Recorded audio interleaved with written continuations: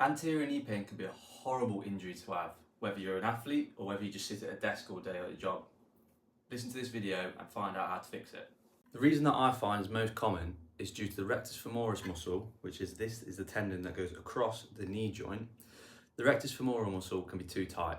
This is the only quad muscle that connects across the knee joint and the hip joint. So if this is tight, then it can cause some really bad problems. There are lots of different causes for this, but there's a simple solution.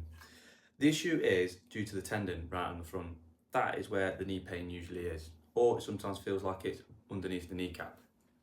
Moving on to the diagram here, you can see here's the human body. We're focusing around this area here. So that muscle connecting from there across to the knee joint is that rectus femoris. The reason that this tightens up is due to that vastus medialis on the inside of the knee there, and also that vastus lateralis on the outside. Basically, the way I like to simplify it down is that rectus femoris muscle there is taking the load for the vastus medialis and lateralis. And when a muscle does too much work, it shortens in length, and you can imagine that's pulling on that tendon up into there, pulling the knee out of alignment, and also affecting the hip joint as well. First exercise I like to do is banded hyperextensions. This varies from whether you're an athlete or someone in their day-to-day life. If you're an athlete, you might not want to get into the habit of hyper-extending the leg, because during that sport, for example football, you don't want to go into that position. So all you're going to do is a band attached to something, big band, attach it behind the knee, come back into kind of like a split squat position.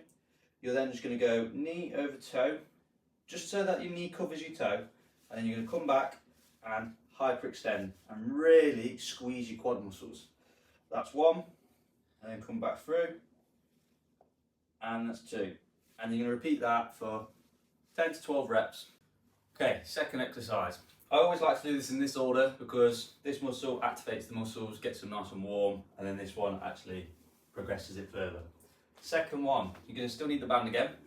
This time, you're going to both feet into the band, behind the knees. You want it just so that if you to relax, it kind of pulls a little bit.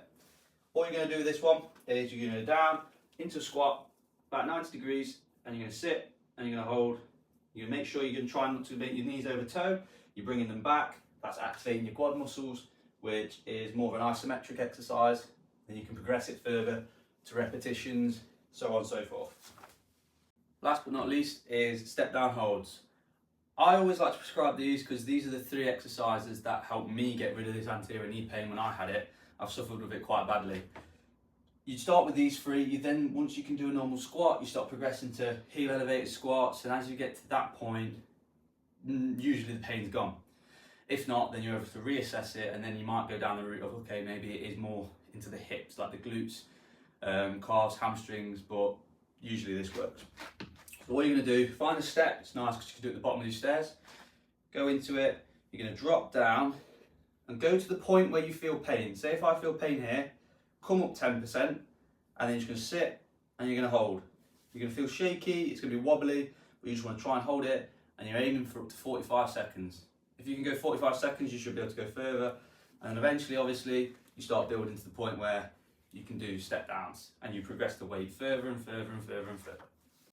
Obviously, this is only 3 exercises, very simple, very basic, but I'd start off here, give these a go. If the pain don't fix it run that way, then there's plenty of other options to go down, but give this a go, and I'd combine this with a rectus femoris stretch, which I'll make a separate video on that entirely.